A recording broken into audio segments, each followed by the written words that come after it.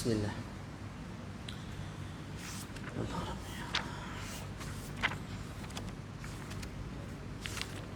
Bismillahirrahmanirrahim. Alhamdulillahi rabbil alamin, wassalatu wassalamu ala sayyidil mursalin wa ala alihi wa ashabihi ajma'in. Nawayna ta'alluma wa ta'lim wa tadhakkura wa tadhkir والنفع والانتفاع والإفادة والاستفادة والحث على التمسك بكتاب الله وسنة رسوله صلى الله عليه وآله وسلم والدلالة على الهدى ابتغاء مرضاته وثوابه وقربه سبحانه وتعالى. السلام عليكم ورحمة الله وبركاته. Yang saya hormati pengurusi Masjid Cendrawasih, Tuan Imam, Tuan Bilal, Tuan-tuan guru dan seluruh muslimin dan muslimat yang dirahmati Allah sekalian. Jadi sebelum kita masuk kepada kuliah kita, perbincangan kitab kita, suka saya untuk kenalkan diri saya. Memandangkan inilah kali pertama saya datang untuk berkuliah maghrib. Dijemput kali keempat ni. Tak tergamuk nak tolak mari jugalah. Walaupun agak jauh. Jadi nama saya Salah bin Abdul Aziz, belajar di Al-Azhar Al-Syarif, degree di sana 4 tahun habis, kemudian duduk lagi di sana 2 tahun, teman isteri. Tu. Saya lulus tahun 2 kuliah, saya raikan kejayaan tu dengan berkahwin. Jadi tahun 3, tahun 4 tu dalam keadaan dah kahwin dah. Boleh anak seorang di Mesir, alhamdulillah. Jadi isteri saya ambil bidang medical 6 tahun lah. Jadi selepas saya habis 4 tahun, saya tunggu lagi 2 tahun di Mesir, sambil-sambil mengaji lah dengan para guru di Masjid Al-Azhar, di Madhiyafah dan tempat-tempat pengajian di sana. Sekarang saya mengajar berkhidmat di Mahat Tahfiz Turas Negeri Pahang di Balok. Satu Mahat Tahfiz baru di bawah Yayasan Pahang dan juga PKPP. Dua orang tu bergabung dan membentuk Mahat Tahfiz Turas Negeri Pahang. Kelainan Mahat Tahfiz Turas Negeri Pahang berbanding dengan Mahat Tahfiz Tanjung Lumpur ialah di sekolah kami ada pengajian kitab. Pengajian kitab, kitab fiqahnya, tata bahasa, bahasa Arab, sarafnya, hadis dan sebagainya. Jadi itu mukaddimah lah, insya-Allah. Lebihan daripada itu kita ngetel pula lah, insya-Allah. Boleh? Kemudian kita akan baca kitab At-Taqrirat As-Sadidah yang dikarang oleh guru saya lah, Al-Habib Hasan bin Ahmad bin Muhammad Al-Kaf hafizahullah, yang masih hidup, yang sekarang menetap di bumi Al-Madinah Al-Munawwarah. Beliau datang ke Mesir, beliau buat khusus daurah sebulan lebih mengajar kitab, dan saya hadir pengajian tersebut, alhamdulillah. Jadi saya pilih daripada kitab fiqh ini Kitabul Janaiz, kitab perbincangan mengenai jenazah. Sebab kalau start daripada awal takut tak ada jumpa jenazah, saya dulu jenazah. Ataupun jemaah dulu jenazah dah. Atalallahu baqa'ana, insya-Allah. Moga-moga taklah panjangkan umur kita. Jadi saya pilih-pilih. Sebahagian masjid saya baca bab zakat, sebahagian masjid saya baca bab jemaah. Gitu. Sebab kalau bab taharah balik takut belakang-belakang ni tak jumpa. Jadi kita baca bab al-janaiz, iaitu bab jenazah. Jadi kita baca, saya dah hantar PDF dia, ni kawan saya terjemah, bukan saya terjemah, dalam grup grup pengajian TFD Cendrawasih. Boleh dapat kena sana lah. Cuma saya akan baca bahasa Arab, saya akan terjemah sendiri ikut kefahaman saya, tapi tak lagi lah daripada terjemahan yang sahabat saya buat. Jadi kita baca Kitabul Janaiz, bab perbincangan mengenai jenazah. Dalam ni dia akan bahas cara untuk kita laksanakan ke atas orang yang baru meninggal. Dia akan bahas tentang hukum hakam jenazah kalau jenazah tu kecil, benda janin, gugur. Kemudian orang yang mati syahid, kemudian dibahaskan satu persatu dengan agak terperinci cara nak uruskan jenazah. daripada mandi, kemudian kafan, kemudian mandi, kafan, kemudian bawa ke kubur, solat dulu. Jangan tak sembahyang. Solat dulu, bawa ke kubur, kemudian tanam. Tu 5 tu. Al-janaizu jam'u janazah. Janaiz ni bahasa Arab lah, jamak, kata plural kepada singular yang dipanggil sebagai janazah.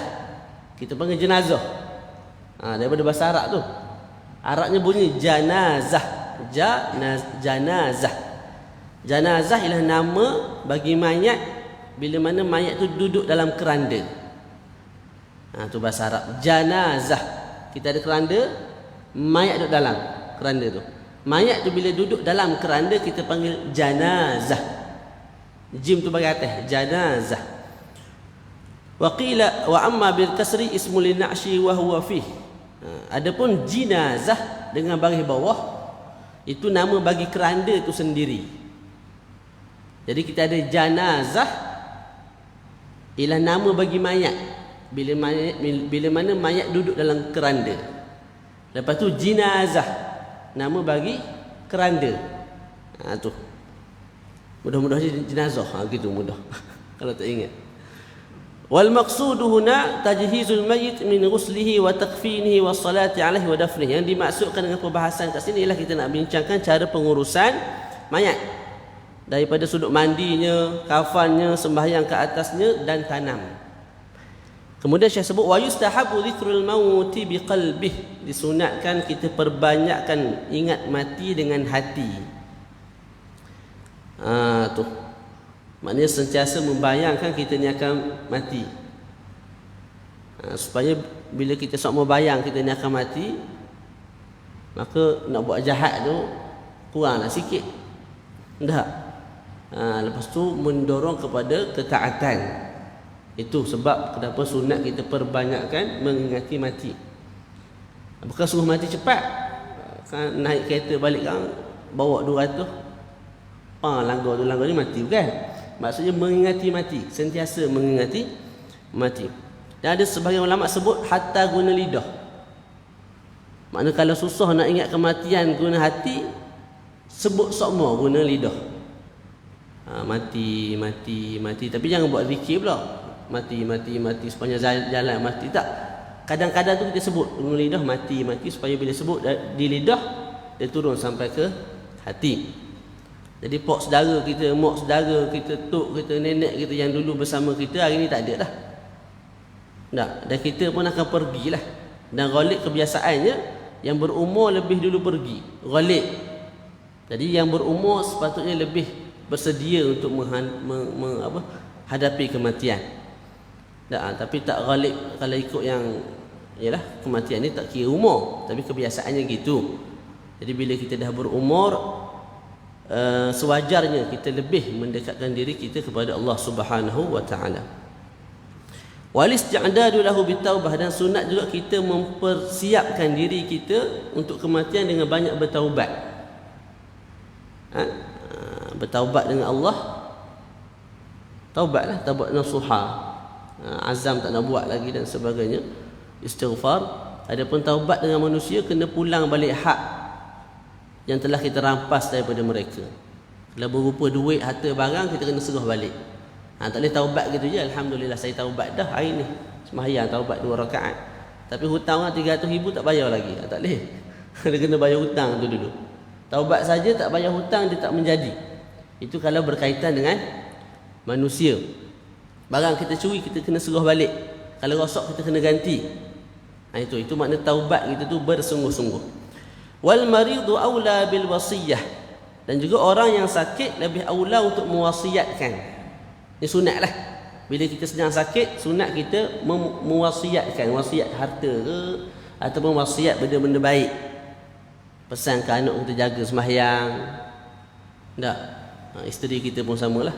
Tutup aurat, jaga anak-anak bila abang tak ada nanti. Kalau nak kahwin lagi pilih suami yang baik. Kena pesan tu. Tak. Tu. Sebab dia yang akan jaga pula anak kita lepas tu.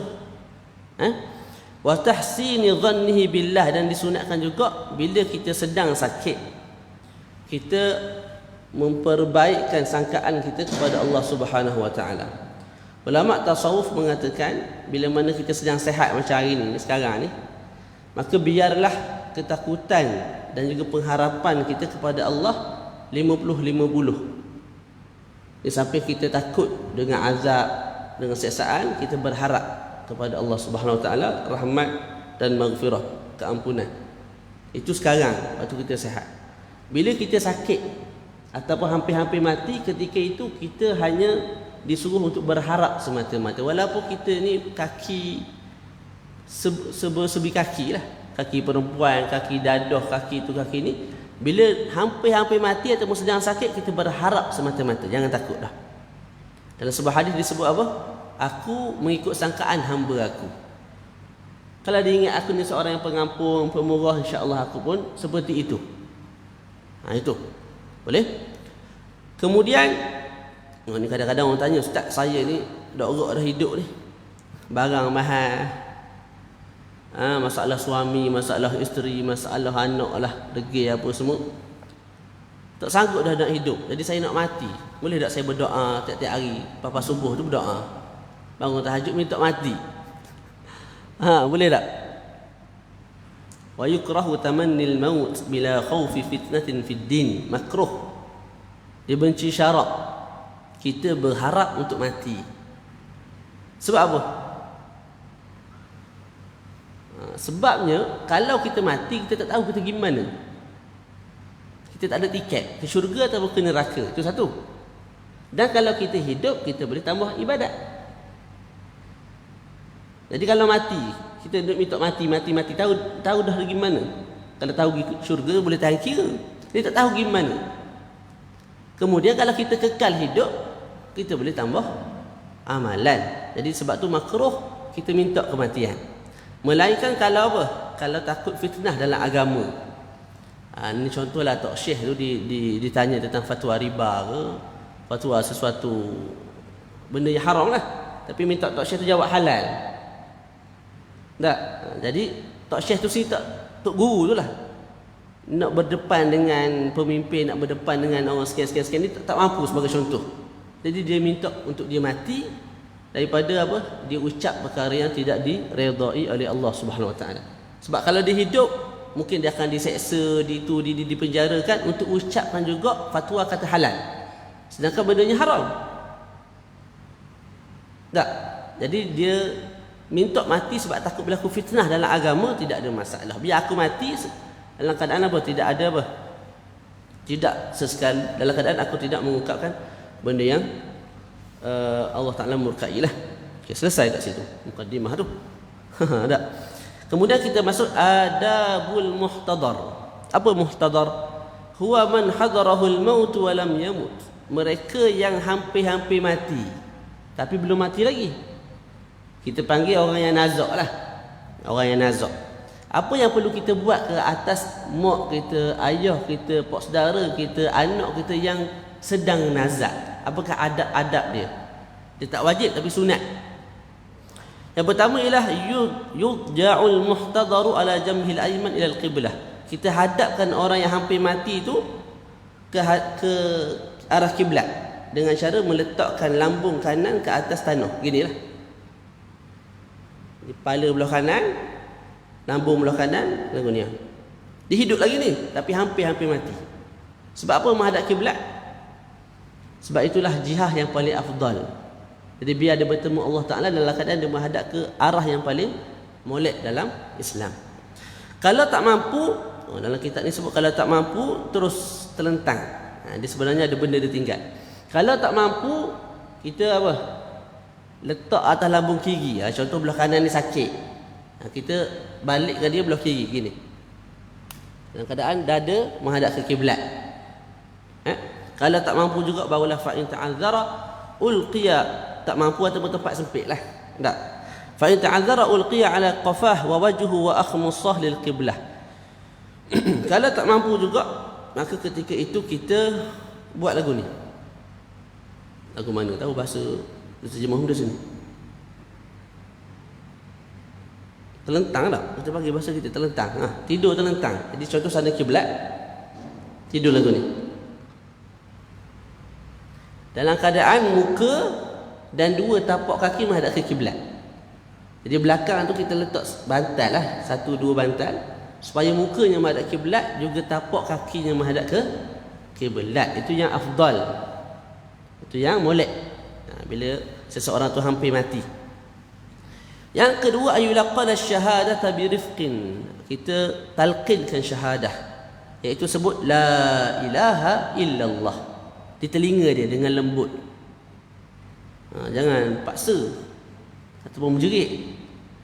Tak, di tengah nazak tu kita pergi telinga dia, la ilaha illallah.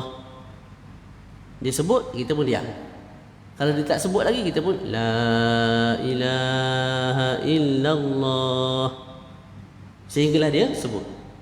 Tak perlu Muhammadur Rasulullah, sebab dalam hadis sebut la ilaha illallah.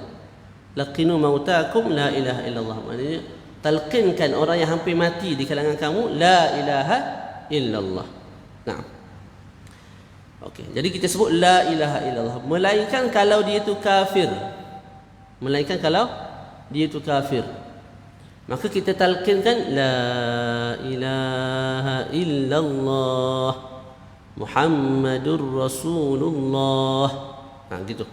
Sempurnalah secara sempurna, supaya dengan dia ucap perkara tu dia dianggap sebagai seorang muslim. Lepas tu mati untung banyaklah. Contoh 70 tahun kafir, berzinanya, curi duit orangnya, zalim ke orang tu, bunuh orang ni. Akhir hayat la ilaha illallah Muhammadur Rasulullah, semua dosa terampun. Jadi matilah keadaan putih bersih. Tu masya-Allah. Okey, tapi jangan minta jadi kafir pula apa ni? Supaya berharap nanti sebelum mati masuk Islam balik. Tak boleh gitu.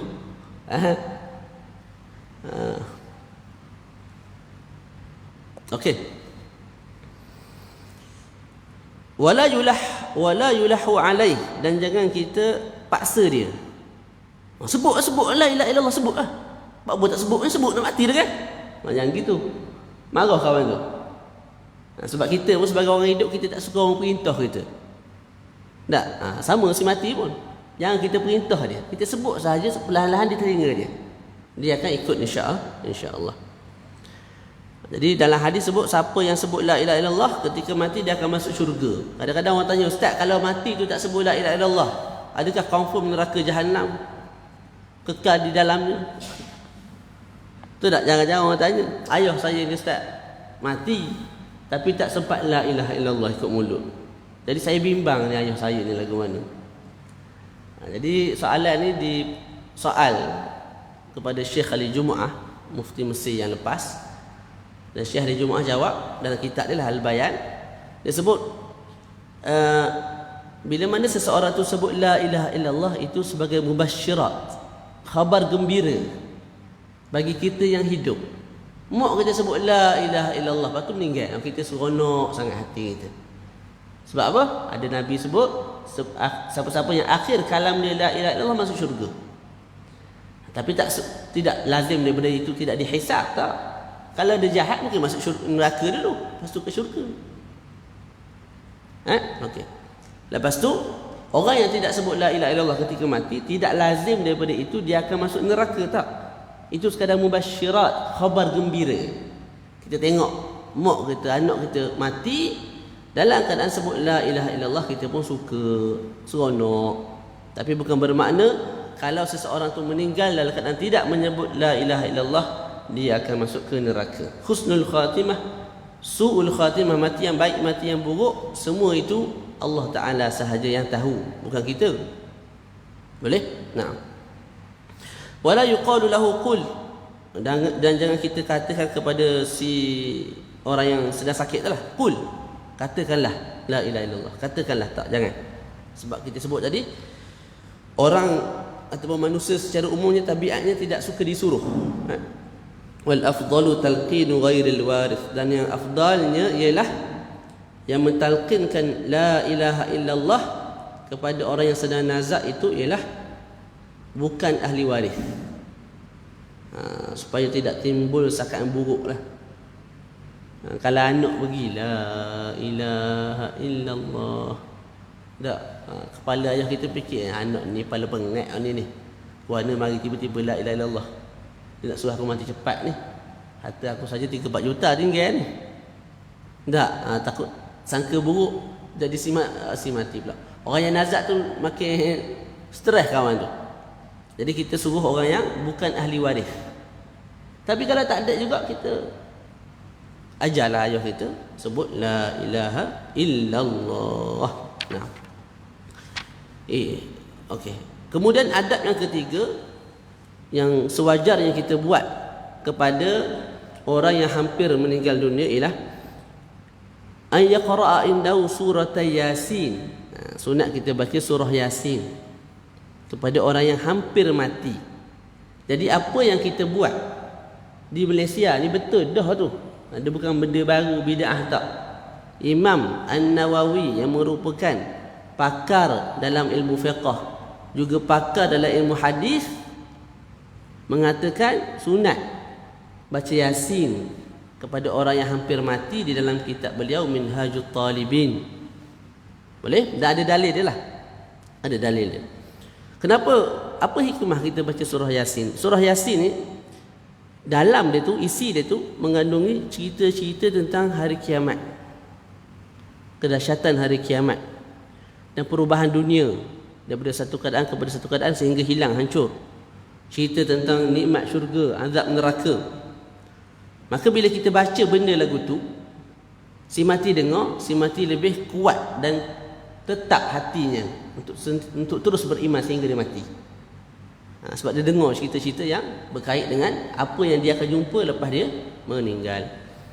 Juga sunat kita baca surah Ar-Ra'du, sebab Sayyiduna Jabir radhiyallahu anhu ada mengatakan innaha tuhawwinu khurujar ruh, sesungguhnya bacaan surah Ar-Ra'du itu mempermudahkan jenazah keluar daripada badan. Jadi dua surah tu. Bila seseorang senang nazak, kita baca surah Yasin di samping dia, ataupun surah Ar-Ra'du, ataupun kedua-duanya sekali, itu yang lebih cantik dan comel. Yang keempat, ayuhassina dhannahu billah wa yuraghaba fi taubah wa kitabati wasiyah. Dan yang keempat, sunat kita suruh dia untuk bersangka baik dengan Allah Subhanahu wa taala. Sunat kita suruh dia bersangka baik. Contohlah dia tu memang kita kenal, sembahyangnya tak, zakatnya tak buat, memang kerjanya maksiat je. Jadi dia sebut aku ni tak ada arah dalam nak ke jahanam dalam mati kali ni. Tak. Ketika itu kita sebut sangka baik dengan Allah Subhanahu wa taala. Allah Taala ni Maha Pemurah, Maha Penyayang. Insya-Allah Taala ampunkan semua dosa kamu. Gitu. Boleh? Dan kita targhib dia, kita apa? Gesak dia ataupun kita tasjid, bagi semangat kepada dia untuk dia bertaubat di saat-saat akhir hidup dia. Dan suruh dia tulis wasiat. Tulis wasiat. Okey, selesai di situ. Kemudian kita berpindah kepada ma yusannu ba'da mautih wa qabla ghuslih. Jadi tadi kita bincang perkara-perkara yang disunatkan kita buat ketika seseorang tu sedang nazak. Sekarang kita nak masuk perbincangan tentang apa? Tentang perkara yang sunat kita buat selepas sahaja seseorang tu meninggal dunia. Selepas seseorang tu baru meninggal dunia, apa yang sewajarnya kita buat? Tapi pastikan mati dululah. Mati ni ada tanda dia. Antara tanda dia apa? Hidung kemek, apa ni, kita punya kaf ni jadi lembek lagu ni. Itu tanda-tanda kematian. Hari ni mudahlah doktor sahkan mati, kira lah tu. Tak. Okey, bila dah yakin mati, jangan kawan tu tengah bernafas lagi. Kita dah buat dah benda ni. Tak, tunggu mati dulu, yakin mati dulu. Kita sunat laksanakan ke atas dia 10 perkara. Tu. Yang pertama, taghmidhu ainai, tutup dua belah mata. Sebab apa? Sebab bila orang mati ni hampir-hampir meninggal tu, mata dia akan pandang roh dia keluar daripada kaki naik ke atas, lepas tu cabut. dia akan pandang. Jadi akhir sekali mata dia terbeliak gitu tengok. Roh dia keluar daripada jasad. Jadi seusai dia meninggal terus tutup mata. Sebab kalau kita tutup lambat 3-4 jam lepas tu baru nak tutup, keras lah ni. Kalau tutup pun mungkin ada sedikit terbuka. Boleh. Yang kedua, syaddu lahyaih bi isabatin aridah yarbituha fawqa ra'sih. Yang kedua ialah kita ikat dia punya lahyaih ni, lahyaih. Ni lihyah, ni lahyun. Dua lahyaih ni. Tak, ni kepala. Jadi ikat lagu ni. Guna apa? Pecah kain yang agak melebar. Jangan guna tali yang nipis tu, tak. Yang agak lebar lagu ni. Jadi dia mulut dia bila dia mati tu mungkin gini. Tak, jadi kita pun ikat gitu. Dengan serban ke, dengan kain ridak ke, dengan kain apa-apalah. Ya, supaya tak nampak buruk lah. Orang tengok warna ayah aku ni, warna pak saudara aku ni gini mati ya. Mata terbeliak gitu. Tak comel lah.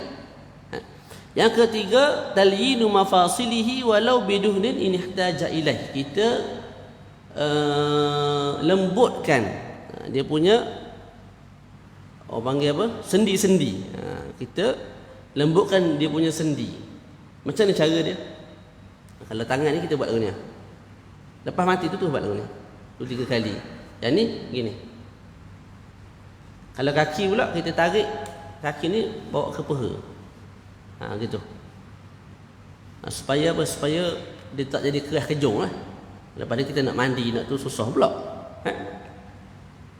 Kalau perlu kepada minyak, maka tidak ada masalah guna minyak zaitun ke apa. Yang keempat, naz'u siyabi mautih. Kita cabut pakaian yang dia pakai ketika dia meninggal. Cabut pakaian tu, tapi jangan cabut dalam keadaan bogel lagi. Lagu tu kita letak dalam kain atas tu, kan selimut ke apa, cabut. Wasatruhu bisaubin khafif, dan kita tutup dengan kain yang nipis. Tapi dengan syarat jangan nampak aurat. Jangan nampak aurat. Yang kelima, wad'uhu ala sarir. Kita letak dia di atas katil. Tak tilam. Tu. Nombor 6, yustaqbalu bihil qiblata kal muhtadar. Kita hadapkan dia ke arah kiblat sebagaimana orang yang sedang nazak tadi. Jadi mulakan dengan lagu ni. Atas lambung kanan, tak mampu atas lambung kiri, tak mampu juga dalam keadaan terlentang, muka dan 2 tapak kaki menghadap ke kiblat. Itu yang comel. Yang ketujuh, yudha'u ala batnihi syai'un thaqil. Kita letak di atas perut dia perkara yang agak berat, benda yang agak berat. Tapi jangan letak batu-batu contoh disebut kami qasin, contoh macam gunting, pedang. Tak, letak benda-benda yang agak berat lah. Ataupun mir'ah. Tu kalau orang pandai bahasa Arab sikit, kalau salah baca tu dorak tu. Jadi mir'ah ni cermin. Letak cermin di atas perut. Kalau baca mar'ah, perempuan. Jadi orang meninggal jangan ambil perempuan letak atas perut dia. Habis keluar tahi-tahi. Dapat pula gemuk. Perempuan gemuk berisi. Jadi mir'ah. Jadi belajar ni memang kena berguru lah. Kalau tak jadi koksi. Jadi koksi. Dalam Hasyiah Bajuri disebut satu kisah. Kisah apa? Kisah dalam bab jenazah juga. Bila seseorang tu dah ditanam, contoh dalam liang lahat kan, sunat di belakang jenazah tu kita letak labin. Labin ni apa dia? Batu ataupun tanah-tanah yang keras. Contoh ni jenazah, menghadap ke sana kiblat, sana kiblat contoh. Letak batu cover dia. Sebab kalau tak letak dia tumbang. Akhir sekali terbungkang gitu. Kita tanam dalam keadaan dia terbungkang ke atas. Jadi kawan ni dia baca sendiri. Dia tak berguru daripada awal pengajian dia. Dia baca laban. Sekali tu dia pergi kubur, dia letak susu dalam kubur. Sebab apa? Laban ni susu, labin tu tanah. Ada orang tanya, buat apa kamu letak susu ni? Susu putih je lah. Dia kata ni Imam Bajuri di Syekhul Azhar sebut dalam kitab dia sunat letak susu. Tu salah baris sikit je. Tak, bahasa Arab gitulah, salah baris sikit lagi makna. Zikir ni kalau salah ke khutbah ni malu muka kita sebagai khatib. Zikir, baca zikir, jangan baca zakar. Lain dua tu. Boleh? Tu. Faham tu? Nah. Banyaklah kalau salah baris ni. Jadi mir'ah, letak cermin. Jangan letak perempuan di atas perut si mati. Sebab apa kita tak nak dia meletup lah perut ni, kembung. Jadi kita tak benda berat supaya dia menolak ke dalam. Okay, bila masuk perbincangan ni orang akan tanya, letak Quran Ustaz boleh tak? Sebahagian kita letak Yasin lah, letak Quran lah. Ayah kita waktu hidup tak ngaji, dia kata molek-molek mati letak Quran, tak boleh ngaji. Makruh. Dia benci syarak letak Quran kat atas perut. Tu.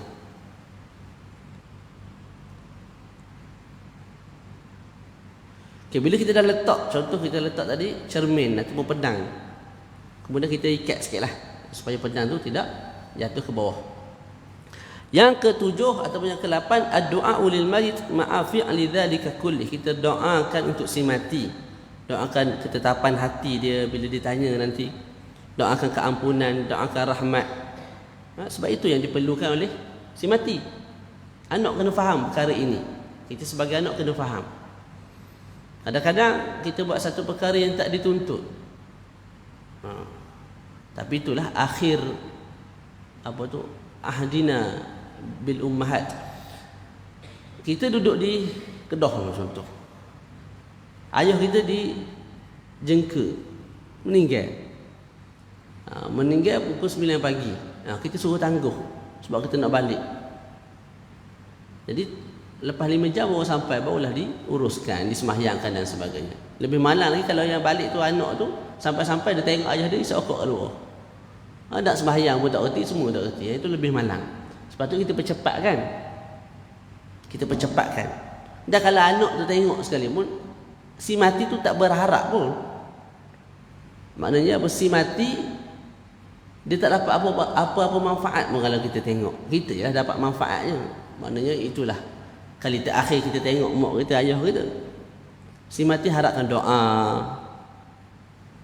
sedekah Fatihah dan sebagainya. Itu yang sepatutnya kita laksanakan. Tapi kalau tak lama sangat tak ada masalah. Ni kadang sampai 8 jam, 9 jam tertangguh ke bumi tak? Tidak sewajarnya lah.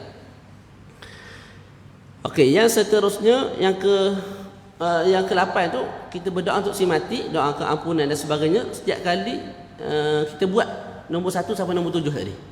Bila kita tutup mata dia, doa untuk dia. Bila kita ikat mulut dia tu kan, kita doa untuk dia. Kita lembutkan dia punya sendi, kita doakan untuk dia. Cabut baju dia, kita doa untuk dia. Wahakala. Yang ke-9, yubadaru bi bara'ati dhimmati. Kita mensegerakan untuk mengosongkan segala hutang dan bebanan dia. Tu. Maknanya kalau dia ada hutang, kita selesaikan cepat. Kalau kita tahu ayah kita ni dengan Pak Mat ni memang gaduh. Setiap-tiap hari kalau kita balik, memang Pak Mat tu kena maki dengan ayah kita. Tak, kena ngutuk, diejek oleh ayah kita. Maka ketika itu kita minta halal. Telefon Pak Mat sepatah, Pak Mat ayah ni dah pergi dah ni, minta halal lah. Selama mana ayah hidup ni, ayah sok mau ngata ke Pak Mat, ejek, buruk-burukkan Pak Mat, minta halal semua tu. Jangan ambil kira dah. Tu. Jadi 2. Sama ada hutang baru ngusul duit ataupun barang yang dia pinjam dia belum pulang, tu semua kita serahkan kembali kepada pemilik asal. Kemudian kalau kita tahu ayah kita ni jenis orang ngumpat orang ni, kita minta halal daripada pemilik badan tu. Wa infadhi wasiyatih, dan sunat kita segerakan wasiat dia. Kalau dia ada wasiatkan separuh harta 300,000 daripada harta dia ke 100,000 ni serah pada orang fakir miskin ke, pada anak yatim kan, tu kita laksanakan. Wal a'lami bi mautih, dan kita iklankan akan kematian dia. Jadi kahwin sunat kita iklankan, begitu kematian sunat kita iklankan supaya orang bila tengok dia pun baca Fatihah, sedekah, alhamdulillah dapatlah sedekah Fatihah tu. Hari ni mudahlah. Kita ada Facebook, Telegram, WhatsApp. Jadi gunakan medium-medium tu untuk kita sebarkan akan kematian saudara-saudara kita kepada orang yang kita kenal lah terutamanya. Dan supaya mereka mendoakan si mati dengan kebaikan. Nah, sunat tu. Yang ke-10, al-mubadaratu bitajhizih. Sunat kita menyegerakan pengurusan jenazah. Di bawah dalam ta'liq dan dimulakan dengan mandi. Dalam ta'liq tu di bawah tak tahu terjemahan dia ada ke tak. Maksudnya tak ada.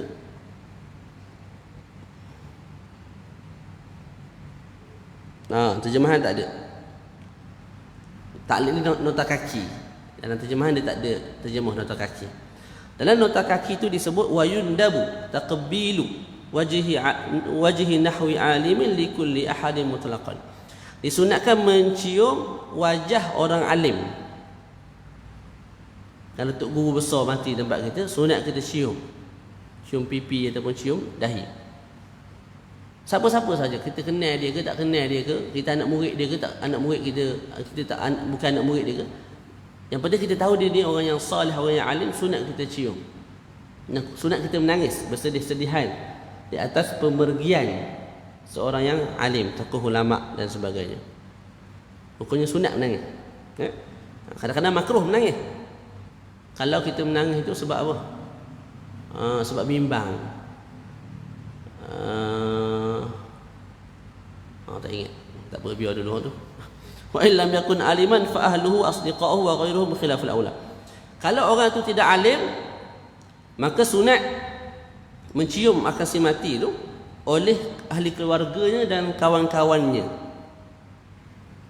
Jadi kalau orang itu alim, salih, meninggal, sunat setiap daripada kita ni pergi ke dia, cium dahi. Tapi kalau yang meninggal itu orang biasa, contoh saya meninggal, maka ketika itu apa? Sunat kaum kerabat saya, kawan-kawan saya datang, cium dahi saya. Selain daripada tu, entah siapa dia tak kenal, itu khilaful aula, tak syamil. Tiba-tiba singgah masjid ada orang mati, nak cium boleh tak? Tu khilaful aula. Khilaful aula, melainkan kalau ulama. Kemudian dibahaskan hukum tajhizil mayit, hukum menguruskan jenazah. Hukumnya fardu kifayah. Fardu kifayah. Maknanya fardu kifayah ialah satu tuntutan yang ditujukan ke atas semua orang Islam, tapi kalau sebahagian buat, gugur dosa bagi pihak yang lain. Tu. Jadi asalnya tuntutan tu untuk semua orang. Contoh ada seorang meninggal di Cendrawasih ni, setiap orang kena ambil peranan. Tapi kalau sebahagian buat, gugur daripada pihak yang lain. Dia beza fardu ain, memang setiap orang tu kena buat. Memang arahan sembahyang zuhur tu untuk kamu, dan kamu memang kena buat, orang lain tak boleh. Tak boleh wakil-wakil, tak boleh. Fardu kifayah tuntutan tu asalnya untuk setiap orang. Tapi bila sebahagian buat, gugur dosa bagi pihak yang lain. Itu takrif yang lebih tepatlah untuk fardu kifayah. Jadi fardu kifayah ke atas orang yang tahu daripada kalangan orang Islam dan mukallaf. Contoh saya meninggal, saya orang Cendrawasih, maka orang yang mukallaf yang beragama Islam dan tahu saya meninggal wajib menguruskan saya. Sebahagian buat, gugur dosa bagi pihak yang lain. Semua pakat tinggal, satu kampung berdosa, satu kampung berdosa. Kadang-kadang dia jadi fardu ain kalau tak ada orang lain dah. Contoh kita masuk hutang, dia meninggal, kalau nak bawa balik keluar daripada hutan tu dan busuk dulu, fardu ain ke atas kita, uruskan dia. Jadi kena tahulah sedikit cara menguruskan jenazah tu. Fala yakfi fi'lul malaikah, tidak memadai kalau malaikat kalau uruskan jenazah, tak boleh, tidak memadai. Ataupun perempuan ataupun budak kecil, illa idza inta'ayyana alaih, melainkan kalau tidak ada orang lain dah, maka kalau perempuan yang uruskan pun tidak ada masalah. Wa yakfi ghuslul jin inda ramli khilafan li Ibn Hajar, di dalam kitab dah sebut memadai kalau yang memandikan jenazah itu jin. Itu pandangan Al-Imam Ar-Ramli. Imam Ramli ni alim sungguh ni. Dia ada satu kitab namanya Nihayatul Muhtaj Syarah Minhaj At-Talibin, 8 jilid. Kitab tu lepas siap dikarang, dibaca di hadapan 300 ulama, bukan 300 orang awam tak, 300 ulama yang pakar dalam pelbagai bidang di Masjid Al-Azhar Al-Sharif. Ada orang yang memang rare lah, mana alim sungguh lah. Jadi menurut pandangan beliau mengatakan bas mandi jenazah kalau dimandikan oleh jin sekalipun memadai. Sebab tujuan mandi ni nak bersihkan badan dia. Kalau jin bersihkan, terhasil tak pembersihan tu? Terhasil, maka sah, tak ada masalah. Berbeza dengan Imam Ibn Hajar, beliau menyebut tidak memadai. Okey. Kemudian yang terakhir disebut dhabitul mayit alladhi yajibu tajhizuh. Ciri-ciri mayat yang wajib kita uruskan dia. Adakah semua mayat wajib kita mandikan, tanamkan, sembahyangkan, ataupun ada perincian hukum? Maka kita sebut ada perincian hukum. Individu yang wajib kita laksanakan ke atas dia 5 perkara: mandi, kafan, salat, bawa ke kubur, tanam. Ialah mereka yang kullu muslimin, setiap orang Islam, ghairi syahid, yang tidak mati syahid di medan perang, wa ghairi siqti, dan juga bukan gugur daripada kandungan. Saya meninggal, wajib saya diuruskan 5 perkara tersebut oleh orang yang masih hidup. Sebab saya Muslim dan bukan syahid di medan perang, dan juga bukan seorang yang gugur daripada perut ibu. Selesai kat situ. Ada sebarang soalan? Tak ada soalan, saya nak tanya soalan. Ni ada hadiah ni. Siapa boleh jawab soalan saya, insya-Allah? Hadiah Haigau. Ada soalan tak? Tu bunyi dah tu. Dia suruh berhenti ke lagu mana tu? Okey, insya-Allah nanti tu bila-bila masalah saya ganti lagi, insya-Allah. Kalau ada ruang, ada rezeki, sampai ke sini semula, kita sambung perbahasan hukmu tajhizil asyahid. Hukum menguruskan jenazah yang syahid. Syahid ada 3. Syahid dunia akhirat, syahid dunia, syahid akhirat. Jadi apakah hukum hakam berkaitan dengannya? Kemudian kalau sempat kita baca juga hukum menguruskan janin yang gugur. Gugur lepas cukup bulan, gugur sebelum cukup bulan, gugur yang keadaan menangis, gugur yang keadaan seketul daging dan sebagainya. Itu akan dibahaskan kemudian. Tak ada soalan? Cukup sekadar tu, insya-Allah kita sambung lagi pada sesi-sesi yang akan datang, insya-Allah. Kita tutup majlis kita dengan tasbih kafarah dan suratul Asr. Subhanallah wa bihamdihi, asyhadu an la ilaha illa anta, astaghfiruka wa atubu ilaik. Bismillahirrahmanirrahim. Assalamualaikum warahmatullahi taala wabarakatuh.